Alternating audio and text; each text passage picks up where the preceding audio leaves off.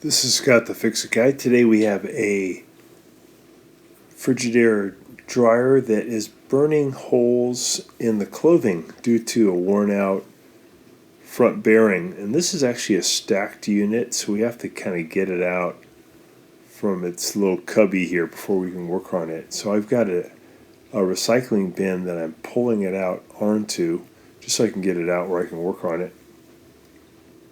I'm going to push in with a paint scraper on these two clips, hinge the top back. Be careful that top won't come down and smack you. I want to disconnect this modular connector because I need to remove the front panel. So I got that loose, and I'm going to need to remove a couple of screws from the upper right and upper left hand corner, Phillips head screws, so I can get off the front panel. If these fall, don't worry about it because you can collect them later once you get the front panel off. So that's the upper left hand corner. So I'm standing on a step stool or a chair. You could use either one to get you up high enough. And the dryer is just being pulled out onto the recycling bin. I'll climb down and then do the same thing on the other corner. So when the front bearing wears out, it creates a little gap. We'll see that in a second here. So I pulled back at about 45 degrees to get the front panel off after I removed those two screws. So I lift it up, get it out of the way, and then I'm going to use my paint scraper to kind of wedge the old front bearing off. It's just held in there with some old contact cement. So I'm going to get it in there, wedge it off, and kind of incrementally get that felt bearing off.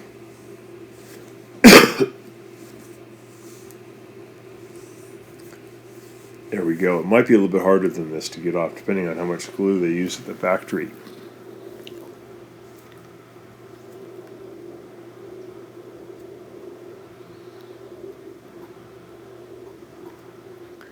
So we got the new one. It's a lot thicker.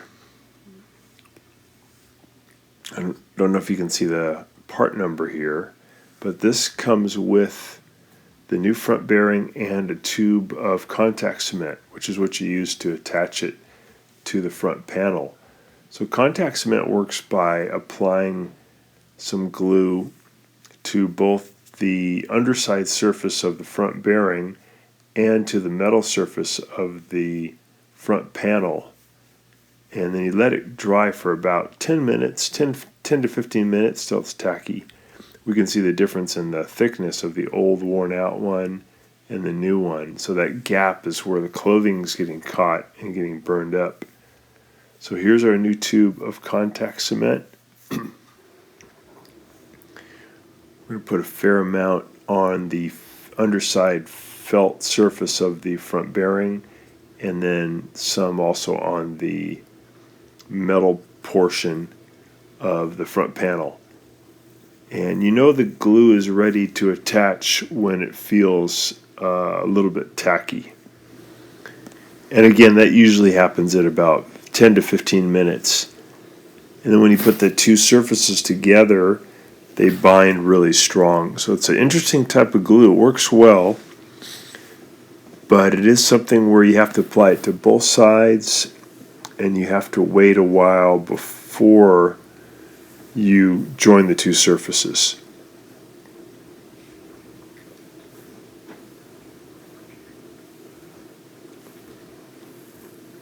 So we're just putting that off to the side to wait for those 10 minutes to go by. The tacky feeling is when you touch it with your finger, it's not wet anymore, but it's not hardened. It's just slightly sticky, like it'll grab onto your finger a little bit. That's a good time to join the two surfaces. Usually they give you enough in the tube where you could do this to two different dryers. So you probably don't want to use the entire tube in just one. Probably would be too much glue.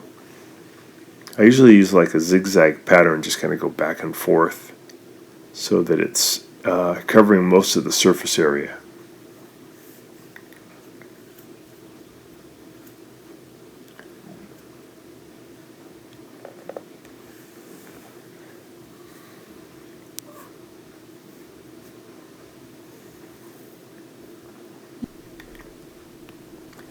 Just cleaning away some of the dust.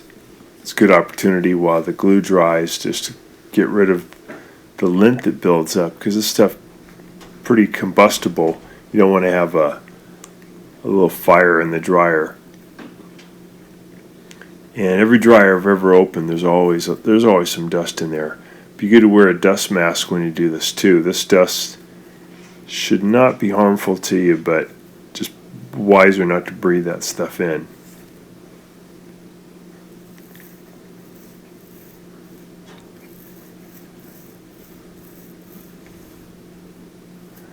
Getting it out of the blower wheel assembly too. That's where a lot of the lint will build up.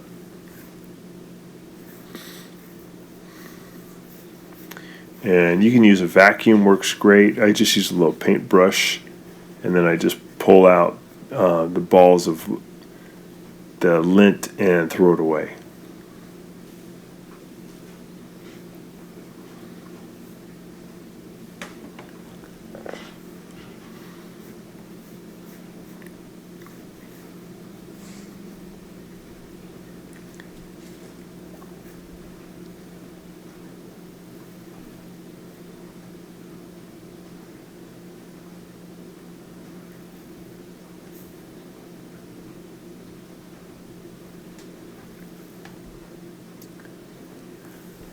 Another area where lint builds up is inside this ducting in the front panel underneath the door, and it's good to reach in there while you got it open and just pull all that crud out.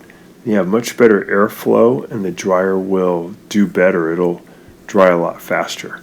The stuff just builds up over the years.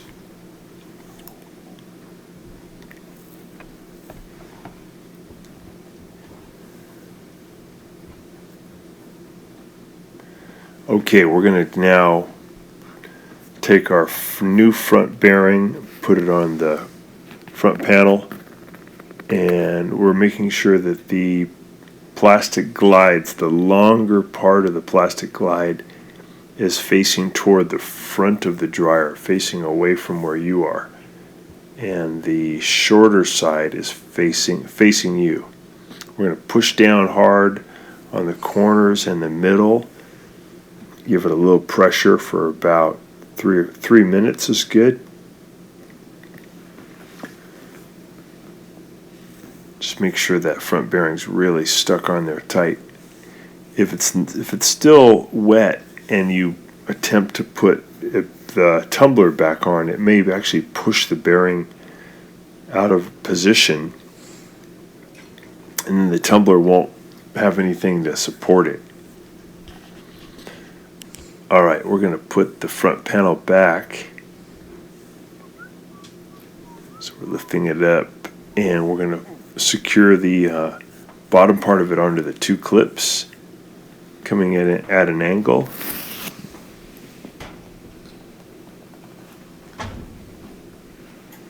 And we're going to push it shut. But as we push it shut, make sure we put the wire harness in there, and we're going to reach in and lift up on the tumbler so that it will ride up on the bearing. So you got to lift it up a little bit as you push in the front panel. Take your time. Make sure that the tumbler is not going to push the front bearing out of position. Lift up on it and then push the front bearing in underneath it. And then you can push in fully on the top of the front panel, and you can add the two Phillips head screws back in. So again, I'm just taking my time here, making sure I lift up on the tumbler, get the two sides in there. little bit tricky because we got this thing up so high.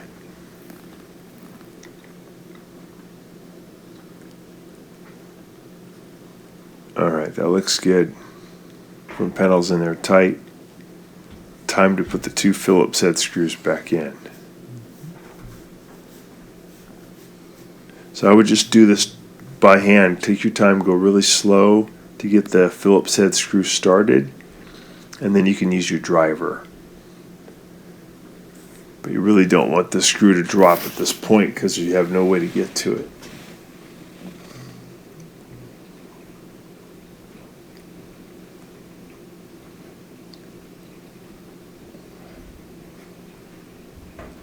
This procedure can also get rid of any really bad metal on metal screeching sound that you hear. With this model though, the screeching sound could also come from the rear bearing, and the metal on metal sound is actually more commonly from the rear bearing. But when it burns holes, that's due to the front bearing. So now we're putting in by hand the screw on the left hand side, and then we'll drive it in.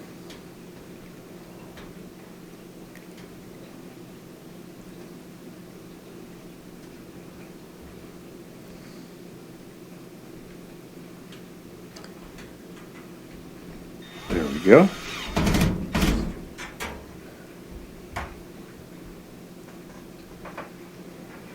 Okay, we're going to plug in our modular connector.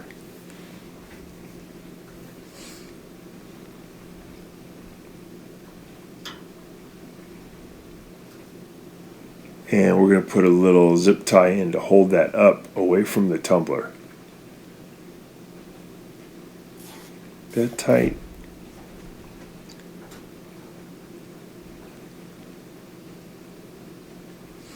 We're going to plug back in, we'll give it a little test.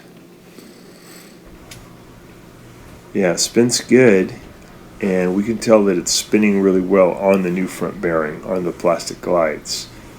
So it looks perfect.